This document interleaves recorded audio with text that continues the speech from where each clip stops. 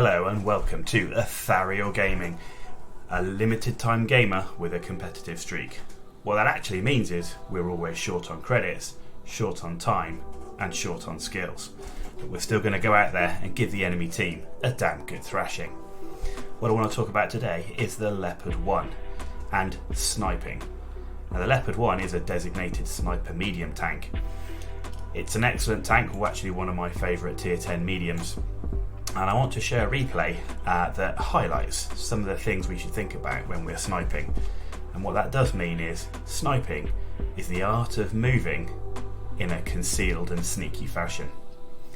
What we can see is, you're going to show a replay in a minute, we have essentially a fairly bad and low skilled crew, but we do have 6th sense, we do have a couple of repair skills, and we do have Deadeye and preventative maintenance. But if we're going to be sniping, we definitely want 6th sense. So if you don't have it on a crew, then you see if you can use one of those directives. The equipment on the tank that we used was vents. Always nice to have vents, difficult to get rid of that one when it improves all the crew skills. A rammer, because this game's about shooting and we want to do as much of that as possible. And also the low noise exhaust system. Now I feel that's really important for particularly a sniping medium tank. The bonus that you get to moving or stationary, and the moving there is the key part. What we don't have is, because we don't have a great crew, we don't have a great view range. So we only had 429 meters view range in this vehicle, and that means that we often rely on the other team for spotting, but it doesn't stop us moving forward. Okay, so here we are in our Leopard 1 on live oaks. As you can see, we have 5 tier 10s, 2 tier 10 TDs, a number of tier 9s, 2 artillery, which is going to be important, but also interestingly we have no light tanks. So let's jump in and see what happens.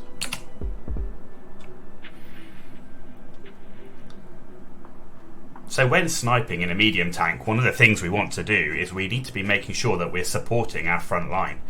We need to make sure that we're close enough to see tanks that are spotted. It's no good sitting at the back of the map in a bush and you can't actually see the tanks when your actual team spots them.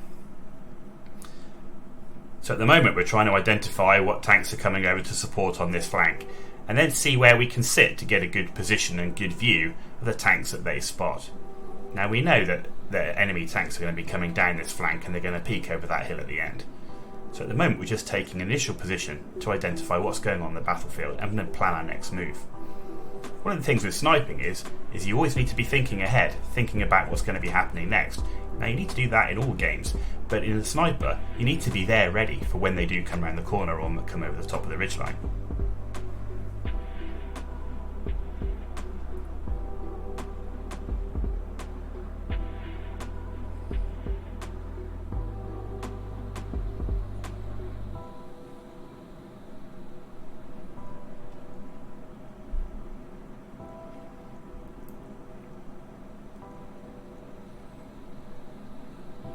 So as you can see, we're still trying to gauge exactly what the enemy team are doing, who's coming round on this flank, and how we can support our friends.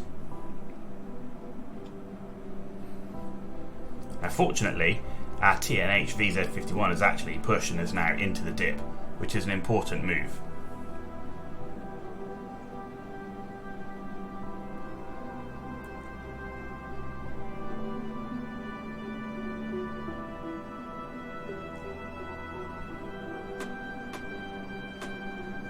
So far it's a very slow start to the battle, with each team playing quite cagey, just trying to poke around the ridge lines to see who's about.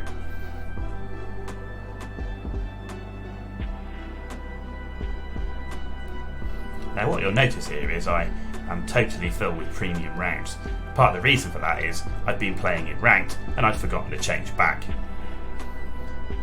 A normal loadout for this tank would definitely be a split 50-50 as a minimum, with normal and premium rounds, but I always carry 4 HE for that time when I do get intuition and I can quickly switch to a HE shell for those lightly armoured tanks.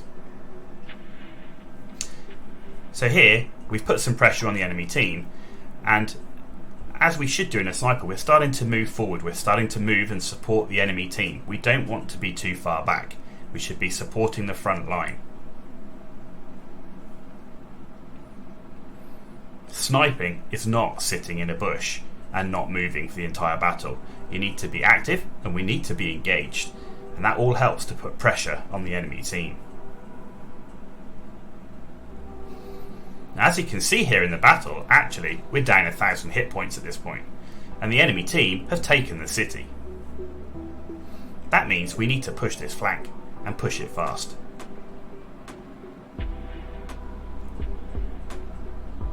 An unfortunate miss there on the STRV.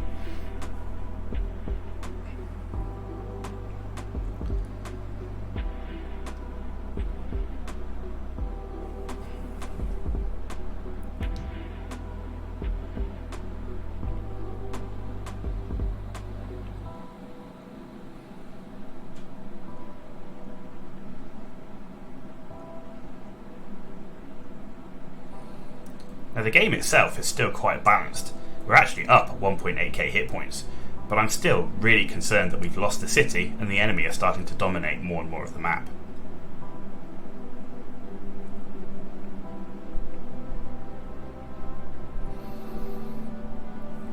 So you can see what I'm doing here in the tank is using the Leopard once excellent mobility to constantly change position,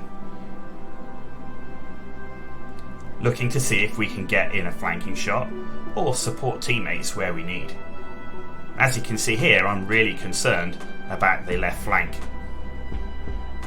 So I'm relocating to support the team over there to see if I can put some pressure on that. We're now down 2.2k hit points and our Jagdpanzer E100 and Leopard PTA are under a lot of pressure.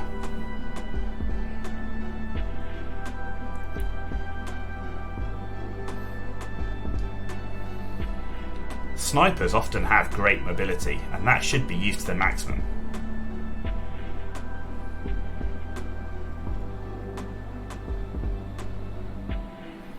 The advantage you've got as a sniper is that because you've got really great accuracy and really good gun handling in a tank like the Leopard, really good mobility, you can actually switch to reinforce the weaker flanks. That means that you're not actually sacrificing yourself when you're there to reinforce that flank, because you can again relocate quickly and you're often a lot further away from the battle itself. So I've let the Jagdpanzer E100 know that I'm coming to help.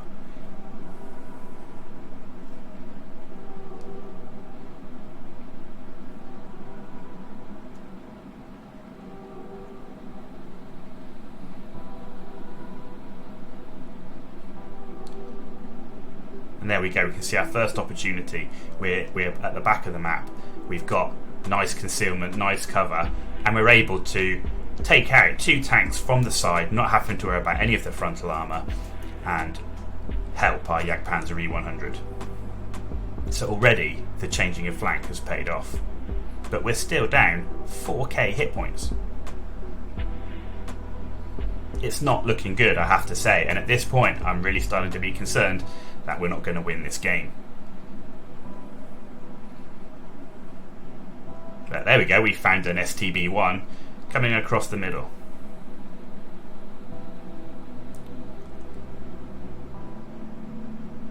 Oh, that was a bad shot and actually bouncing off his armour. But fortunately for me, the Leopard PTA, he's there and he manages to finish him off.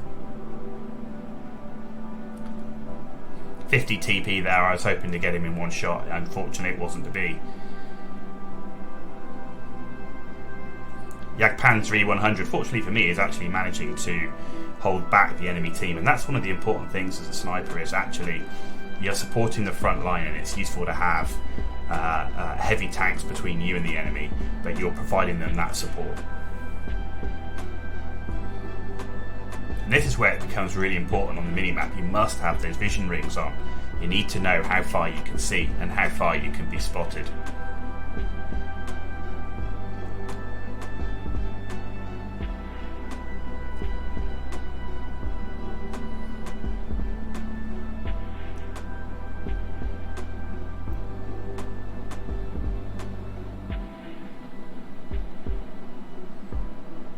So the game is still looking as though we're heading for a loss, despite the fact actually we're only down 1.3k hit points at this point.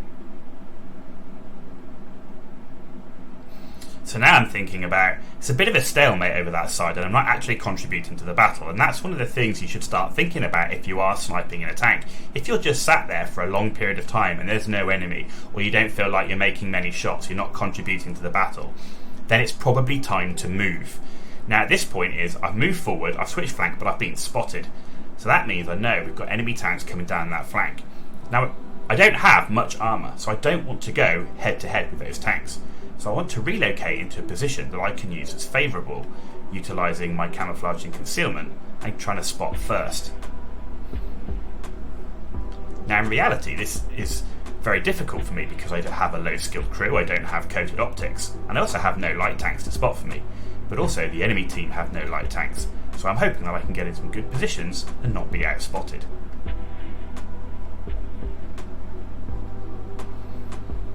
So you can see here that the Leopard PTA is under huge amounts of pressure, as if the Jagdpanzer E100. So what we need to do is try and whittle down the enemy hit points, or if they're trying to come round a corner over a hill, if we can get a hit, often it will make them retreat before actually getting their shot in.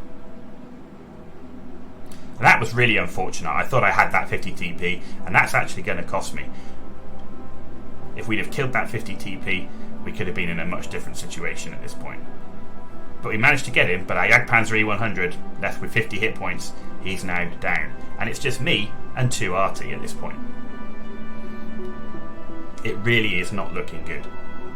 But that RT can be incredibly useful, and I do have my concealment. So now I have to be a combination of a sniper medium, but also a scout for that RT. I've got to try and keep the enemy away from my artillery.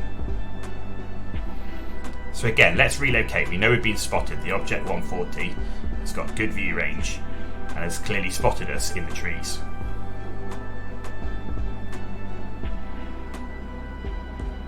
Now that was a lucky bounce off the grill there. Sometimes RNG and luck has to be with you if you're going to have these type of games.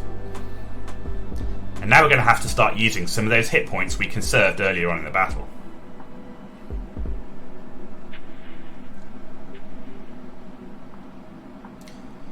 A nice shot on top of the turret there. That angle certainly didn't help him.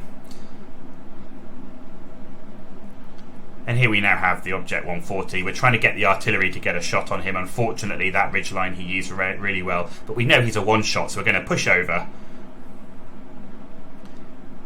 and take the shot. Now, the one thing that is important at this point is we need to make sure that our shots are hitting. And here comes the grill. He's also a one-shot. But if he hits me, it's going to be really bad. We've only got 1 artillery left, and there's artillery helping us to dispose of the grill. And that's now balanced the game. So we've gone from a sort of a 3-6 swing to 2-all. And the game now, really, we have a huge opportunity to win this game.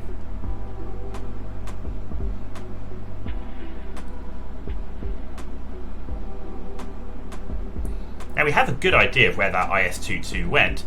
So we're going to try and use the terrain to hide ourselves, use our cover, and come up behind him. And that's exactly what we've done here. We've come round behind to get that all-important side shot. That's really important for a Leopard, is because you don't have much armour. If you're going to get hit, it's going to hurt, and you're unlikely to bounce. So hitting somebody from the side allows you to get that shot in without being shot back. And that artillery made a good shot, and at this point, we're saying thank you. To give the confidence to the artillery that I'm actually going to work together with him, and we're going to take out this final artillery. And at this point, I'm really thinking that we're in a good position to win the game. But never underestimate a Tier 9 artillery and a Leopard's armour. But here you can see the fabulous mobility of the Leopard. They're continually moving around. We're not sitting in one bush and waiting to get blind fired or waiting to get spotted. Use the mobility, use the flanks, and that's why I like the concealment. Low noise exhaust system concealment on the move. It allows you to move around, switch flanks, operate on the edge of the battle, putting shots into the flank. And here you can see we get 1 shot into the artillery. Our artillery, unfortunately, doesn't manage to finish him off. But there we go, that's the end of the game. Overall, 4K combined with 177 spotting.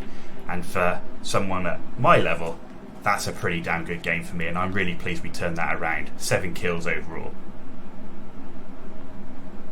So, there we have it, the Leopard 1. An excellent tier 10 sniping medium tank. Certainly my favourite, that only gets better when you have all the field mods and you have a great crew. You can increase that view range. When you have a crew at this level, you are always going to have to worry about getting outspotted, so you need to play safe, but it has that excellent mobility, and that's there to be used.